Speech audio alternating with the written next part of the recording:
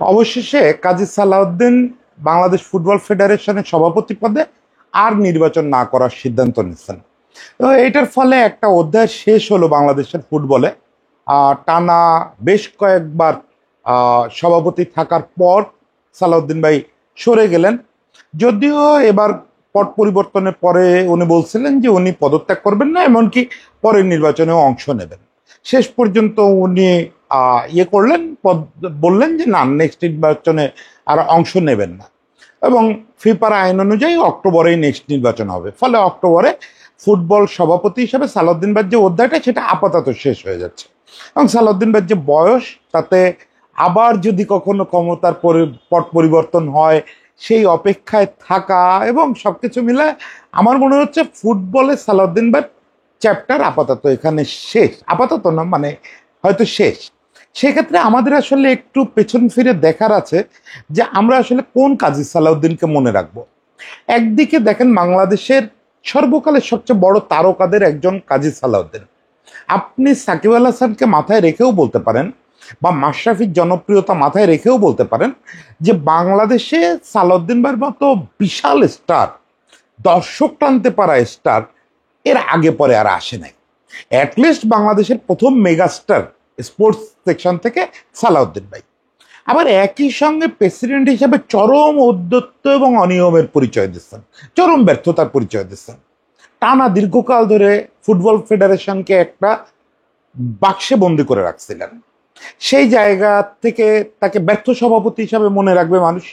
বা আমার নিজের খবরটা শোনার পরে যে সালাউদ্দিন ভাইয়ের চ্যাপ্টারটা শেষ হয়ে গেল, এটা শোনার পরে আমার নিজের কাছে নিজের বারবার জিজ্ঞেস করতে ইচ্ছা করতেছে যে আসলে আমরা কোন সালাউদ্দিন ভাইকে মনে রাখবো, কোন কাজী সালাউদ্দিনকে মনে রাখবো। শুরুতে আমরা একটু সংগঠকের চ্যাপ্টারটা বলি, সেটা যেহেতু সবার চোখের সামনে ঘটছে, সেই চ্যাপ্টারটা তো বলা অনেক সোজা। সালাউদ্দিন ভাই টানা 4বার ফুটবল ফেডারেশনের সভাপতি ছিলেন, বাংলাদেশ ফুটবল ফেডারেশনের সভাপতি ছিলেন। প্রথম যখন সালাউদ্দিন ভাই সভাপতি পদে নির্বাচন করার সিদ্ধান্ত নিলেন, আমার মনে আছে সেই সময় বাংলাদেশের সব মিডিয়াতে খুব স্বাগত জানায় লেখালেখি হয়েছিল। খুবই স্বাভাবিক, সালাউদ্দিন ভাইয়ের মতো ফুটবল জ্ঞান সম্পন্ন এবং ফুটবল তারকা যখন ফুটবলের দায়িত্ব নেন। এর আগে দীর্ঘদিন যারা ফুটবল ফেডারেশনের দায়িত্বে ছিলেন, পাতানো খেলা থেকে শুরু করে ঢাকা লিগ বন্ধ হয়ে যাওয়া, টানা বেশ কয়েক সিজন ঢাকা প্রিমিয়ার লিগ হয় নাই, এরকম অবস্থা হয়েছে, বাংলাদেশ প্রিমিয়ার লিগ হয় নাই। ফলে ফুটবল তখন একটা অন্ধকার জগতে ছিল। সালাউদ্দিন ভাইয়ের উপরে প্রত্যাশা ছিল যে সালাউদ্দিন ভাই ওখান থেকে টেনে তুলবেন এবং বাংলাদেশের ফুটবলকে একটা নতুন উচ্চতায় নিয়ে যাবেন, এরকম প্রতিশ্রুতি নিয়েই উনি আসছিলেন। শুরুটাও দারুণ হয়েছিল।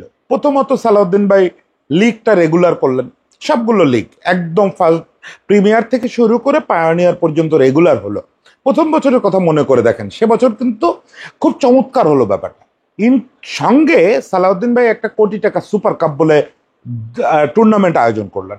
তখনও আমি মাঝে মাঝে ফুটবল কভার করি, সেই কোটি টাকা সুপার কাপ দেখতে গেছিলাম। তো যাই হোক, সে সময় সালাউদ্দিন ভাই বেশ একটা শোরগোল ফেলে দিচ্ছিলেন। এর সঙ্গে নানা রকম প্রতিশ্রুতি দিতে থাকলেন মিডিয়ায়, খুব মিডিয়া ফ্রেন্ডলি ছিলেন, মানে মিডিয়াতে মুখ দেখাতে বেশ পছন্দ করতেন। ফলে রোজ প্রতিশ্রুতি দিচ্ছিলেন যে এই সিলেটে একাডেমি হবে, এই ট্যালেন্ট হান্ট হবে, এই আবাসিক ক্যাম্পের ব্যবস্থা হবে, নানা রকম কথা, বয়সভিত্তিক নানা রকম ফুটবল চালু হবে।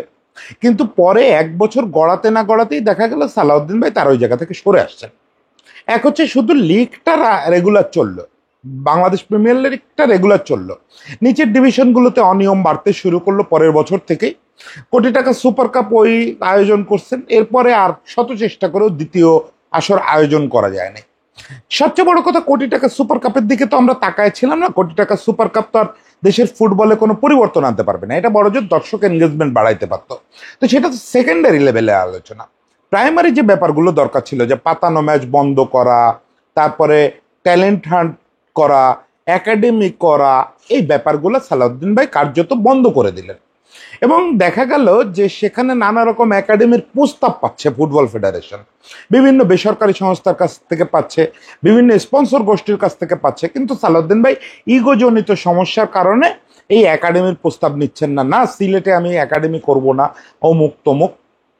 আস্তে আস্তে সালাউদ্দিন ভাইয়ের ভেতর থেকে প্রবল আত্ম অহংকারী একটা মানুষ বের হয়ে আসা শুরু করলো। মানে একবারে সোজা কথায় সালাউদ্দিন ভাই চরম ইগোইস্টিক একটা উদ্ধত মানুষে পরিণত হলেন, যিনি কিছুই নতুন করতেছেন না, শুধু এরে আক্রমণ করতেছেন, ওরে আক্রমণ করতেছেন, এবং কার্যত বাংলাদেশ প্রিমিয়ার লিগ চলা ছাড়া প্রায় সব কিছু বন্ধ হয়ে গেল ফুটবলে। সেই সঙ্গে তার বিপক্ষে নানা রকম অভিযোগ তার ফুটবল ফেডারেশনের বিপক্ষে উঠতে থাকলো। নিয়মিত আমরা দৈনিক পত্রিকাগুলোতে দেখতে থাকলাম যে ফুটবল ফেডারেশনের আর্থিক অনিয়ম, অন্যান্য অনিয়ম নিয়ে বিভিন্ন লেখালেখি হচ্ছে। সালাউদ্দিন ভাই সবসময় এগুলা মিডিয়ার উপরে দায় চাপাইছেন যে না এগুলো বানায় বলা হচ্ছে অমুক তমুক। আমি মানে সবকিছুর সত্যতা তো আমি জানি না, যেহেতু আমি ওই সময় এসে আর ফুটবল রিপোর্টিং রেগুলার করি না, কিন্তু বোঝা যাচ্ছিল যে ফুটবল রিপোর্টারদের হাতে যথেষ্ট তথ্য আছে। যদিও ফুটবল রিপোর্টাররা সব লিখছেন কিনা সেটা নিয়েও অনেকে আবার সন্দেহ করছেন, কিন্তু অনেক লেখালেখি হয়েছে। অ্যাটলিস্ট প্রথম আলোতে তো আমার মনে আছে ওই সময় নিয়মিত সালাউদ্দিন ভাইয়ের ফুটবল ফেডারেশনের অনিয়ম নিয়ে লেখা হচ্ছিল। এবং এখানে আরেকটা ব্যাপার ঘটলো যে ফুটবল ফেডারেশন কয়েকটা লোক কেন্দ্রিক হয়ে গেল। সাধারণ সম্পাদক হিসাবে যখন পামেল ভাই মারা গেলেন, আপনাদের পামেল ভাইয়ের কথা মনে আছে কিনা, আল মুসাব্বির সাদিক, ভালো নাম, ডেইলি স্টারে রিপোর্টার ছিলেন, অত্যন্ত নামকরা সাংবাদিক ছিলেন, এবং মানে আমার গুরু স্থানীয় মানুষ ছিলেন। পরে পামেল ভাই হচ্ছে জয়েন করলেন বাফুফেতে জেনারেল সেক্রেটারি হিসাবে। দেখেন এখানে একটা ম্যাজিক হচ্ছে, পামেল ভাই যতদিন ছিলেন ততদিন কিন্তু ওই ঘটনাগুলো ঘটছে, মানে ফুটবল ফেডারেশনের ওই নতুনত্বটা দেখা গেছে। এরপর পামেল ভাই ক্যান্সারে আক্রান্ত হলেন, পামেল ভাই মারা গেলেন, তার জায়গায় সেক্রেটারি হিসেবে করা হলো বাফুফের একজন স্টাফকে, আবু নাইম সোহাগ। আমি তার যোগ্যতা নিয়ে প্রশ্ন তুলতেছি না, কিন্তু জেনারেল সেক্রেটারি পদটার যে হাইট, সেই পদে আল মুসাব্বির সাদি পমেলকে মানায়, কিন্তু আবু নাইম সোহাগকে মানায় কিনা এটা নিয়ে শুরু থেকে আমার একটু প্রশ্ন ছিল। পরে দেখা গেল ফুটবল ফেডারেশনে সালাউদ্দিন ভাই হচ্ছে শুধু মিডিয়া ফেস করে উল্টাপাল্টা কথা বলতেছেন। অ্যাকচুয়ালি ফুটবল ফেডারেশনের কল কবজা, মানে আমার রিপোর্ট পড়ে যা মনে হচ্ছিল, জনা তিনেক লোকের হাতে বন্দী হয়ে গেছে। সেটা সালাম ভাই, সালাম মুর্শেদি, সালাম ভাইও খুব নাম করা ফুটবলার ছিলেন। তারপর মহিলা ফুটবলে কিরণ আপা, আর হচ্ছে অফিসিয়ালি সোয়াক, এদের হাতে বন্দী হয়ে গেছে। এবং এগুলো নিয়ে ফিফাও বিভিন্ন সময় অসন্তোষ প্রকাশ করতে থাকলো। একটা সময় ফিফা এই আর্থিক অনিয়ম নিয়ে রীতিমতো তদন্ত করলো। সেই তদন্তের রেজাল্ট হিসেবে সোহাগের ঘাড়ে যাবতীয় দায়িত্ব দিয়ে সোহাগকে নিষিদ্ধ করা হলো। সোহাগকে ফুটবল ফেডারেশন শুরুতে কিন্তু যখন ফিফায় রায় দিল তখন সালাউদ্দিন ভাই রীতিমতো সোহাগের পক্ষ নিয়ে ফেললো যে না সোহাগ এগুলো করতে পারে না। পরে ফিফা পরিষ্কার তারে বলে দিল যে ওকে বের করে দিতে হবে। এমনও হয়েছে যে সোহাগ বলছে যে সে আন্তর্জাতিক আদালতে যাবে, তো যায়নি শেষ পর্যন্ত সালাউদ্দিন ভাই তাকে বের করতে বাধ্য হয়েছে। তো সোহাগের চ্যাপ্টার ওখানে ক্লোজ হয়েছে। ওই একই অর্থনৈতিক কেলেঙ্কারির দায়ে সালাম মুর্শেদের কিন্তু বেশ বড় অঙ্কের, যতদূর মনে পড়ে 13 বা 15 লাখ টাকার একটা জরিমানাও দিতে হয়েছিল। তো দেখেন সালাউদ্দিন ভাই যদি এই দায় কাগজে কলমে হয়তো অস্বীকার করতে পারে যে আমাকে তো জরিমানা করে নাই, জরিমানা করছে সালাম মুর্শেদিকে আর সোহাগকে নিষিদ্ধ করছে, কিন্তু দেখেন সালাউদ্দিন ভাই চেয়ারে থাকা অবস্থাতে এই ব্যাপারগুলো ঘটছে, ফলে দায় কোনোভাবেই সালাউদ্দিন ভাই এড়াতে পারে না। সবচেয়ে বড় কথা যে স্থবিরতা তৈরি হয়েছে ফুটবলে, সেই পুরো জিনিসটা, এর দায় কোনোভাবেই সালাউদ্দিন ভাই এড়াতে পারেন না। এগুলোর পাশাপাশি সালাউদ্দিন ভাইয়ের উগ্রতা এবং ঔদ্ধত্য খুব দৃষ্টি আকর্ষণ করতেছিল। আমি জানি না শেষ বয়সে সালাউদ্দিন ভাই এসে নিজেকে হারায় ফেলছিলেন কিনা। মানে এমনিতে সালাউদ্দিন ভাই কিন্তু খেলোয়াড়ি জীবনেও বেশ উদ্যত্তের জন্য নানা রকম শাস্তিও পাইছেন টুকটাক। তো সেইটা শেষ বয়সে একটা ম্যাগানোমেলিক ক্যারেক্টার, সোজা কথা একটা ম্যাগানোমেলিক ক্যারেক্টার, অর্থাৎ নিজের সব কিছুকে যে সঠিক মনে করে এবং অন্যকে তুচ্ছ তাচ্ছিল্য করে, এরকম একটা ক্যারেক্টারে পরিণত হলেন। মানে তুচ্ছ তাচ্ছিল্যটা কোন লেভেলে করা শুরু করলেন যে আমাদের ফুটবলে তো অনেক সিনিয়র জার্নালিস্টও যান, সেই সঙ্গে খুব কোয়ালিফাইড তরুণ জার্নালিস্টও যায়। উনি একদম সোজাসুজি আক্রমণ করে বসলেন একবার, আনঅফিসিয়ালি বলতেছিলেন, কিন্তু বললেন তো কথাটা যে এই সাংবাদিকদের বাবারা জুতো পরতো না, মানে ওদের জুতো পরা ছবি দেখলে তারপর ফুটবল ফেডারেশনে ঢুকতে দেওয়া উচিত। কত বড় অপমানজনক কথাবার্তা! পৃথিবীর কোথাও কোনো বোর্ড প্রেসিডেন্ট সাংবাদিকদের এইভাবে আক্রমণ করেন? পরে পাপন বাইরে তীব্র আক্রমণ করলেন ক্রিকেট নিয়ে নানা রকম। মানে সালাউদ্দিন ভাই যে কোন অবস্থায় ছিলেন, মানসিক স্টেট কি ছিল বুঝতে পারি না। মানে একের পর এক এই জাতীয় ঘটনা ঘটায় চলতেছেন। এবং সঙ্গে দুনিয়া থেকে বিচ্ছিন্ন হয়ে যাচ্ছিলেন দিনকে দিন। সারা দুনিয়ার ফুটবল একভাবে চলতেছে, আর উনি বাংলাদেশ ফুটবল ফেডারেশনটার আটকায় রেখে নানা রকম অনিয়মরে প্রশ্রয় দিয়ে যাচ্ছেন। উনি সরাসরি অনিয়ম করতেছেন এই কথা আমি অবশ্য বলতেছি না, কিন্তু অনিয়মরে প্রশ্রয় দিচ্ছেন। এই পুরো সময়টা একটা অন্ধকার যুগ, আরেকটা সেই সুলতান ভাইদের সময়ের মতো আরেকটা অন্ধকার যুগে চলে গেল বাংলাদেশের ফুটবল। ফলে বাংলাদেশের ফুটবল সমর্থকরা এই সালাউদ্দিন ভাই এই সিদ্ধান্ত নেওয়ার কদিন আগেও একটা বড় সমর্থক গোষ্ঠী ফুটবল ফেডারেশনের সামনে গিয়ে আন্দোলন করছে সালাউদ্দিন ভাইয়ের পদত্যাগের জন্য। তো এটা যে কত বড় দুঃখজনক এবং কত বড় আয়রনি বাংলাদেশের জন্য, যে লোকটা একসময় বাংলাদেশের ফুটবলের প্রতীকে পরিণত হয়েছিল, বাংলাদেশের ফুটবলের প্রথম মেগাস্টার, সেই লোকটাকে পদ থেকে নামানোর জন্য আন্দোলন করতে হলো। বাংলাদেশে এটা খুব অদ্ভুত যে আমরা যাদের মাথায় তুলে ফেলি তাদেরকেই আবার নামানোর জন্য আমাদের রক্ত দিতে হয়, রাস্তায় আন্দোলন করতে হয়। তো দেখেন, যে সালাউদ্দিন ভাইরে নিয়ে আমি দুঃখ করতেছি, সেই তার পরিচয়টাও একটু না বললে মনে হবে যে আমি হাওয়ার উপরে কথা বলে যাচ্ছি। আমার খুব সৌভাগ্য হয়েছিল, আমি প্রথম আলোর একটা ঈদ সংখ্যার জন্য সালাউদ্দিন ভাইয়ের একটা সংক্ষিপ্ত জীবনী লিখতে হয়েছিল, আমার আত্মজীবনী হিসাবে ছাপা হয়েছিল, আমি অনুলিখন করছিলাম। সালাউদ্দিন ভাইয়ের বাসায় টানা অনেকগুলো সেশন আমাকে দিতে হয়েছিল।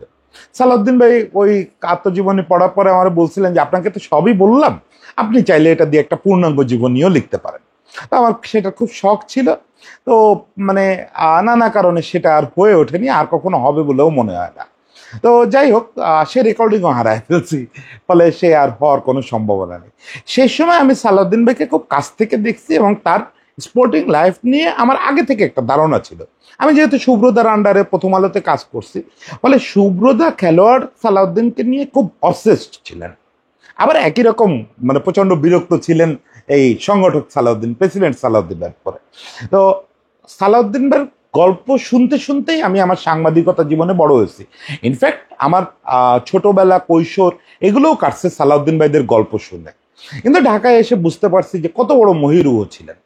দেখেন, মুন্না ভাই বাংলাদেশের জনপ্রিয়তায় একটা অন্য লেভেলে নিয়ে গেছিল বাংলাদেশে ফুটবলে, কিন্তু সালাউদ্দিন ভাইয়ের মতো জনপ্রিয়তা এই দেশে কেউ পাইছে বলে মনে হয় না।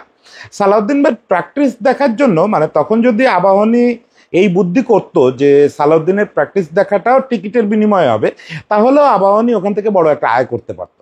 এটা আমার বহুজন সাক্ষ্য দিচ্ছে যে 70-এর দশক জুড়ে এই আবাহনী ক্লাবের বাইরে প্রায় স্টেডিয়ামের মতো ভিড় জমে যেত, কারণ ঝাঁকড়া চুলওয়ালা সালাউদ্দিনকে তারা প্র্যাকটিস করতে দেখতে চায়। এবং সেখানে মারামারি হতো, হইচই হতো, কাছ থেকে দেখবে, ওই গ্রিল ঠেলে ভাঙার চেষ্টা, একটা বিরাট এলাহি কাণ্ড।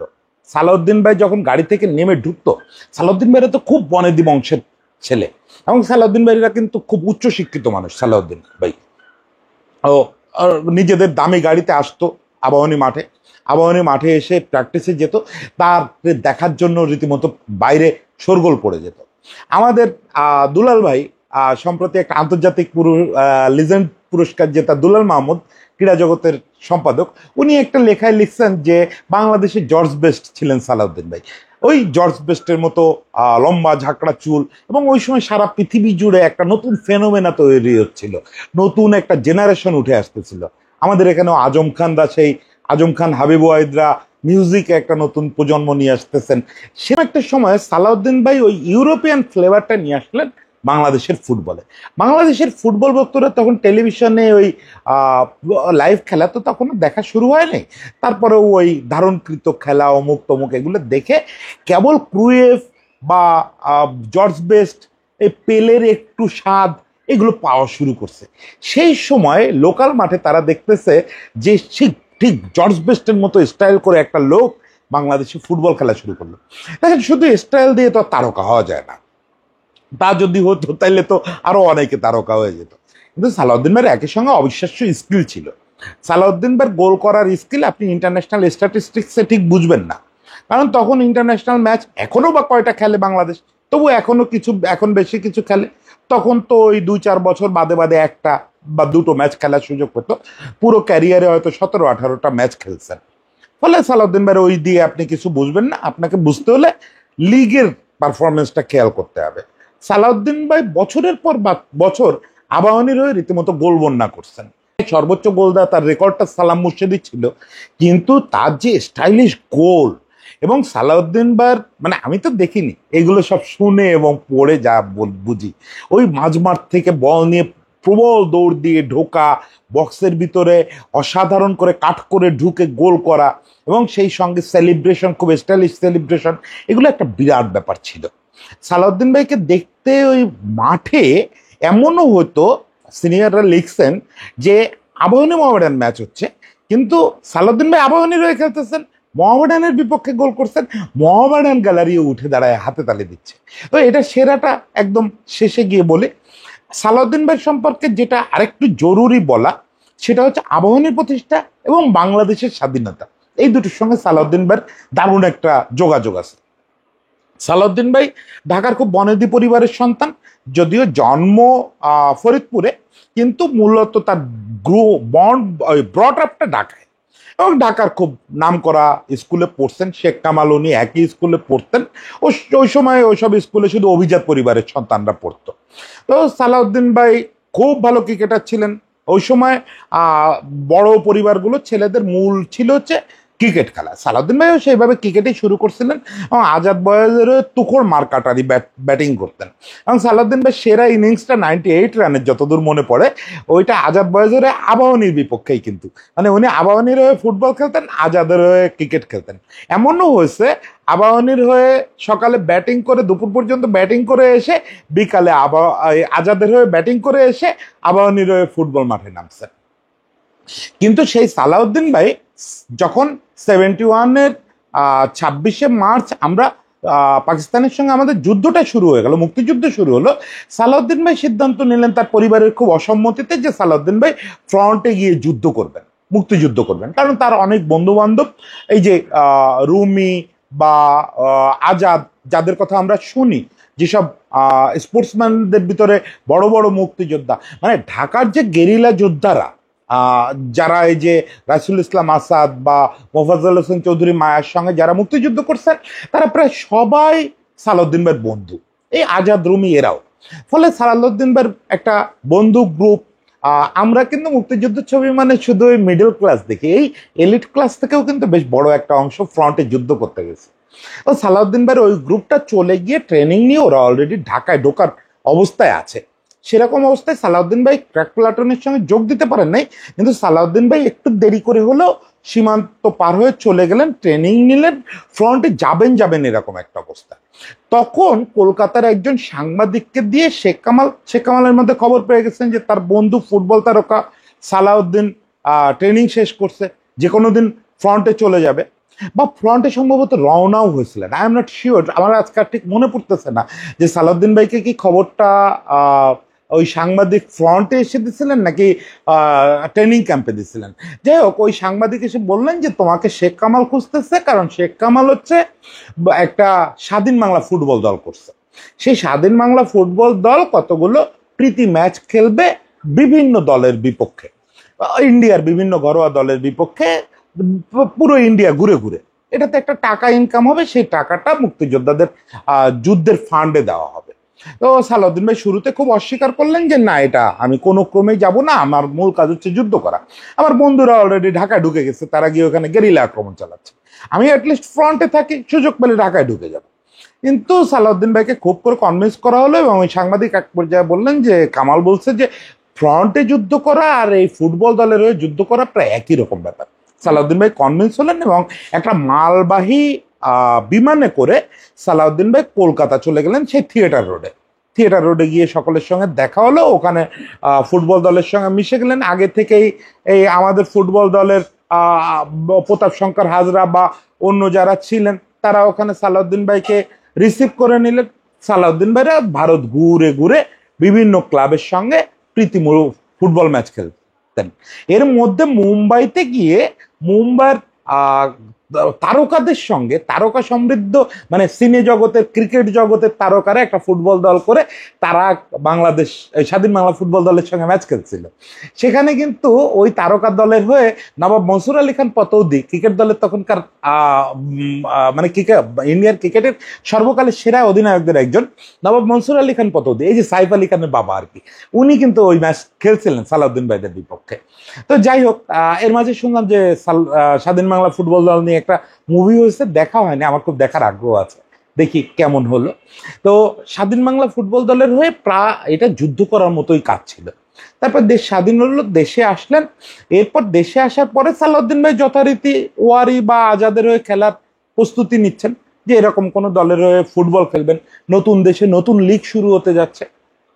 তখন একদিন শেখ কামাল তার বিখ্যাত জিপ নিয়ে সালাউদ্দিন ভাই বাসায় এসে হাজির। এসে বলতেছে, শোন, আমি একটা ক্লাব কিনছি, ক্লাবটার নিজের নাম দিছি আবাহনী, এই ক্লাবটা হবে বাঙালির ক্লাব। দেখেন, এই পুরো ব্যাপারটা একবারে তো সবকিছু বলতে পারবো না, এটা তো বিশাল একটা ব্যাপার। শেখ কামালের ওই বাঙালি ক্লাব বলার একটা কারণ ছিল, কারণ হচ্ছে বাংলাদেশ ঢাকার স্পোর্টসটা মূলত অবাঙালিদের ডমিনেটেড ছিল, কর্মকর্তারা এবং ক্রিকেটের তো খেলোয়াড়রাও বেশিরভাগ জায়গায় অবাঙালিদের দাপট ছিল। সেই জায়গা থেকে যেহেতু ওনারা বেশিরভাগই তখন পাকিস্তান চলে গেছেন বা অনেকে স্পোর্টস থেকে সরে গেছেন, ফলে বাংলাদেশের স্পোর্টস স্থবির হয়ে পড়তেছিল। এরকম একটা সময় শেখ কামাল নতুন করে স্পোর্টস শুরু করার জন্য সিদ্ধান্ত নিলেন যে উনি একটা ক্লাব করবেন, এবং সেই ক্লাবটা ছিল আবাহনী। তো আবাহনীতে খেলার জন্য উনি সালাউদ্দিন ভাইয়ের কাছে গেলেন যে তুই আমার হয়ে খেলবি। তো সালাউদ্দিন ভাই বলতেছেন যে বন্ধুত্ব বন্ধুত্বের জায়গায়, আর আমি আমার ফুটবল আমার জায়গায়, আমি ছোট দলের হয়ে খেলতে পারবো না, আমি খেলবো, আমার চ্যাম্পিয়ন হইতে হবে। তো শেখ কামাল বললেন, না, তোর চ্যাম্পিয়ন হওয়ার মতোই টিম দিব আমারে, তোরে, তুই চ্যাম্পিয়নই হবি। বলতেছে, না, এইভাবে তুই একটা ক্লাব বানাবি, 2-3 জন বন্ধু বান্ধব ধরে এনে খেলাবি, তার মধ্যে আমি যেহেতু টপ লেভেলে খেলি, তুই আমারে নিয়ে যাবে, গিয়ে আমার ক্যারিয়ারটাই নষ্ট হবে, 2 বছর তোর এখানে খেললে পরে আমি টপ লেভেলে আর খেলতেই পারবো না। তা শেখ কামাল জিজ্ঞেস করলেন যে তুই কি হলে বুঝবি যে এটা চ্যাম্পিয়ন করার মতো টিম বানাচ্ছে। তো বললো যে তুই ন্যাশনাল টিমে যদি 10 জনের সই করাইতে পারিস, তাহলে আমি তোর ক্লাবে খেলবো। 3 দিন পরে শেখ কামাল একটা কাগজে ন্যাশনাল টিমের 11 জনের সই করা একটা কাগজ দিয়ে সালাউদ্দিন ভাইয়ের কাছে রাখছেন, রেখে বলতেছেন যে এই দেখ, 11, তুই বলছিলি 10 জন, আমি 11 জনের দিয়ে সই করায় নিয়ে আসছি। তখন আর সালাউদ্দিন ভাই না বলার উপায় নেই, তখন ন্যাশনাল টিমের টপ স্টাররা সবাই আবাহনীতে সই করলেন, সেটা আবাহনীর যাত্রা শুরু হলো, এবং নতুন বাংলাদেশের সালাউদ্দিন ভাইয়ের নতুন একটা অধ্যায় শুরু হলো। এখান থেকে সালাউদ্দিন ভাইয়ের উত্থান হতে থাকলো পুরো 80-র দশক জুড়ে। সালাউদ্দিন ভাই সুপারস্টার, এবং সালাউদ্দিন ভাইদের সময় মুন্না ভাই এসে আবার আরেক স্টারিজমকে আর এক ধাপে নিয়ে গেল। মুন্না ভাইয়ের গল্প আরেকদিন আমরা আরেকটু বড় করে বলবো, মুন্না ভাইয়ের নিয়ে এর মাঝে কবে যেন একটু কথা বলছিলাম, কিন্তু আরেকটু বড় করে বলবো। আমার ইচ্ছা আছে মুন্না ভাইয়ের ফ্যামিলির কারোর সঙ্গে যদি যোগাযোগ করতে পারি, একটু স্মৃতিচারণ করা, যদি সেটা করা যায়। তো যাই হোক, সালাউদ্দিন ভাই প্রসঙ্গে ছিলাম। সালাউদ্দিন ভাই আর একটা গুরুত্বপূর্ণ অর্জন আছে, সেটা হচ্ছে বাংলাদেশের প্রথম খেলোয়াড় হিসেবে প্রফেশনাল লিগ খেলেছেন হংকংয়ে। তার খেলা, মার্দেকা কাপে তার খেলা দেখে হংকংয়ের একটা ক্লাব খুব আগ্রহী হয় এবং সালাউদ্দিন ভাইকে চুক্তি সই করায়। সালাউদ্দিন ভাই প্রথম এবং এখন প্রথম খেলোয়াড় হিসেবে সালাউদ্দিন ভাই প্রফেশনাল লিগ খেললেন। পরে মুন্না ভাইরা কিন্তু অনেকে ইস্টবেঙ্গলের হয়ে খেলছে। মাথায় রাখবেন যে ইস্টবেঙ্গল মোহনবাগান যে লিগ খেলতো সেটা কিন্তু প্রফেশনাল ফুটবল লিগ না। ইন্ডিয়া প্রফেশনাল ফুটবল লিগ অনেক পরে শুরু করছে, যেটার নাম আইএসএল। আইএসএল হচ্ছে ইন্ডিয়ার প্রফেশনাল লিগ। ওখানে এখনো পর্যন্ত কোনো বাংলাদেশি খেলেনি। এখানে আমার একটু ডাউট আছে, যেমন জামাল সম্ভবত ডেনমার্কে প্রফেশনাল লিগ খেলে আসছে, তারিক কাজী সম্ভবত ডেনমার্কে প্রফেশনাল ফুটবল খেলে আসছে। জামাল আর্জেন্টিনায় যে লিগটা খেললো এটা প্রফেশনাল লিগ কিনা আই এম নট শিওর, সম্ভবত প্রফেশনাল লিগ। ফলে এই প্রজন্মে অনেকে এসে টুকটাক প্রফেশনাল লিগ খেলতেছে। আর মানে সবকিছু ঠিক থাকলে তো বাংলাদেশ জাতীয় দলের হয়ে মানে পৃথিবীর সবচেয়ে দামি প্রফেশনাল লিগের একজন খেলোয়াড় হামজা হয়তো কদিন পরে জাতীয় দলের হয়ে খেলবে। ফলে সালাউদ্দিন ভাইয়ের রেকর্ড ভেঙে চুরে গুড়ায় যাবে। তারপরেও প্রথম যে করছিল তাকে তো একটা আলাদা জায়গা দিতে হবে। ফলে সালাউদ্দিন ভাই আমাদের প্রথম প্রফেশনাল লিগ খেলা ফুটবলার, প্রথম সুপারস্টার। এমনকি অবসর নেওয়ার পরেও সালাউদ্দিন ভাই কিন্তু প্রাসঙ্গিক ছিলেন। কেমন করে? আবাহনীর ম্যানেজার ছিলেন, পরে ন্যাশনাল টিমের ম্যানেজার হিসাবে 2-3 বছর দায়িত্ব পালন করছেন। এরপর আবাহনীর কোচিং করাইছেন, 2টা লিগ জিতছেন, একটা কাপ জিতছেন। মুক্তিযোদ্ধার দলটা যে যাত্রা শুরু করলো, মুক্তিযোদ্ধার শুরুর কোচ ছিলেন উনি। মুক্তিযোদ্ধাকে চ্যাম্পিয়ন করে প্রুভ করলেন যে কোচ হিসাবে ওনার একটা আলাদা দক্ষতা আছে। কিন্তু এই সময় প্রথমে খেলোয়াড় লাইফেও দেরি করে অনুশীলনে আসা, খেলা শুরু হয়ে যাচ্ছে তখনও না পৌঁছানো, টুকটাক কোচের সঙ্গে বিবাদ করা, খেলোয়াড়দের সঙ্গে মিসবিহেভ করা, এগুলোর অভিযোগ সালাউদ্দিন ভাইয়ের বিপক্ষে ছিল, অস্বীকার করার কোনো সুযোগ নেই। আর কারোর জীবনে বিশেষত মুক্তিযুদ্ধে যাওয়ার পরে মুক্তিযোদ্ধার অনেক খেলোয়াড় অফ দ্য রেকর্ড আমাদের সঙ্গে আলাপ করছেন যে সালাউদ্দিন ভাই কোচ হিসাবেই প্রথম তার ভেতর থেকে ওই অ্যারোগেন্সটা খুব আপত্তিকরভাবে বেরোয় আসে। শেষ পর্যন্ত সালাউদ্দিন ভাই ফুটবল থেকে বড় একটা সময় গ্যাপ নিলেন, তারপরে আবার ফিরে আসলেন সভাপতি হিসাবে। তারপরে সালাউদ্দিন ভাই কিন্তু শেষ পর্যন্ত আজকে আমি ধরে নিচ্ছি সালাউদ্দিন ভাই চ্যাপ্টার শেষ হলো, বা আজকে যে সালাউদ্দিন ভাই চ্যাপ্টার শেষটা হলো না, এইটা ঠিক সালাউদ্দিন সুলভ হলো না। সব অভিযোগ এই যে তার খেলোয়াড় এবং কোচিং জীবনের অ্যারোগেন্সি, তারপরে নাক উঁচু ভাব, উন্নাসিকতা যেটা বলে, সবকিছু মেনে নেওয়ার পরও কাজী সালাউদ্দিন বাংলাদেশের জন্য অনেক বড় ব্যাপার ছিল। কাজী সালাউদ্দিন বাংলাদেশের ফুটবলের জন্য অনেক বড় ব্যাপার ছিল। সেই বড় ব্যাপারটা সালাউদ্দিন ভাই নিজেই শেষ করে দিলেন। সালাউদ্দিন ভাই কারোর ক্ষতি করেন নাই। বাংলাদেশের ফুটবল কি হয়েছে, 17-18 বছর পিছনে পড়ছে, সে তো সব জায়গায় আমরা পড়ছি। সেই জায়গা থেকে কেউ না কেউ আবার টেনে তুলবে, আমাদের যদি সদিচ্ছা থাকে কেউ না কেউ টেনে তুলবে। তার চেয়ে বেশি ক্ষতি হয়েছে ইতিহাসের, এবং বেশি ক্ষতি হয়েছে সালাউদ্দিন ভাই। সালাউদ্দিন ভাইয়ের নামটা স্বর্ণাক্ষর লেখা থাকার কথা ছিল। বাংলাদেশের ফুটবল নামে যে মহাভারতটা লেখা হবে কোনোদিন, ওই ফুটবল মহাভারতের প্রথম একটা বড় অধ্যায় থাকার কথা ছিল সালাউদ্দিন ভাইয়ের নামে। সেখানে সালাউদ্দিন ভাই শুধু নায়ক হয়েই থাকার কথা ছিল। সেই সালাউদ্দিন ভাই কিন্তু শেষ পর্যন্ত ভিলেন হিসেবে অবসর নিলেন। দেখেন, ওই যে কথাটা বলবো বলে জমায়ে রাখছি, সালাউদ্দিন ভাই যখন তার লাস্ট ম্যাচ খেলতে নামে, সম্ভবত 85 সালে আবাহনী মোহামেডান ম্যাচ ছিল, সালাউদ্দিন ভাই যখন খেলা শেষে বাঁশি বাজছে, বাঁশি বাজার পরে সালাউদ্দিন ভাই মাঠ জুড়ে ল্যাপাপনা দিচ্ছে, আবাহনীর গ্যালারি শেষ করে সে মোহামেডানের গ্যালারির সামনে চলে আসছে। সে ভাবছে যে ওইখানেই শেষ করে আবার ফিরে যাবে। সে যেই মোহামেডানের গ্যালারির কাছাকাছি আসছে, মোহামেডানের পুরো গ্যালারি দুই পায়ের উপরে দাঁড়ায় পড়ছে, দাঁড়ায় সবাই মিলে সমানে হাতে তালি দিচ্ছে আর সালাউদ্দিন সালাউদ্দিন করতেছে। মানে আপনি বিশ্বাস করতে পারেন, এইটা যখন রিয়াল মাদ্রিদের ফ্যানরা নিজেদের পায়ে উঠে দাঁড়ায় ম্যারাডোনারে স্ট্যান্ডিং অভিয়েশন দেয়, করতালি দেয়, সেটা যতটা গুরুত্বপূর্ণ, ঢাকার ফুটবলে 80-র দশকে একজন আবাহনীর খেলোয়াড়রা, মোহামেডানের খেলোয়াড়রা যখন স্ট্যান্ডিং অভিশন দেয়, একই রকম গুরুত্বপূর্ণ ব্যাপার। সেই সালাউদ্দিনের বিদায়টা তো ওরকম রাজকীয় হওয়া উচিত ছিল। আজকে সালাউদ্দিন ভাই যখন ফুটবল ফেডারেশন থেকে বেরোবে, তখন হওয়া উচিত ছিল যে বাংলাদেশের ফুটবল ভক্তরা কাঁদবে, তারা বলবে যে সালাউদ্দিন তুমি যাও না। সালাউদ্দিনের জন্য তারা চোখের জল ফেলার কথা। কিন্তু কি হলো, আজকে সালাউদ্দিন ভাই বিদায় লোকজন দেখতেছি ফেসবুকে মুক্তি পাওয়ার আনন্দের মতো স্ট্যাটাস দিচ্ছে। মানে এইভাবে আমাদের হিরোগুলো একে একে আমাদের কাছে ভিলেনে পরিণত হয়। সেজন্য কেউ দায়ী না, আমরা কেউ কিন্তু তাদের ভিলেন বানাই না, নিজেরাই নিজেদের কবরটা খুঁড়ে নিজের ভিলেন বানায় ফেলে। যাই হোক, তারপরও সালাউদ্দিন ভাইয়ের প্রতি আমার শ্রদ্ধার শেষ নাই। আমার সালাউদ্দিন ভাই আমার কাছে, ওই সালাউদ্দিন ভাইরে আমি চিরদিন আমার মাথায় রেখে দেবো।